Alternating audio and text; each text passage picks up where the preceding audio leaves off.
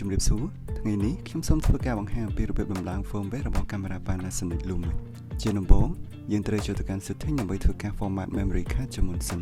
យើងត្រូវប្រកាសថាថ្មកាមេរ៉ារបស់យើងត្រូវបានសាកពេញឬក៏លើសពី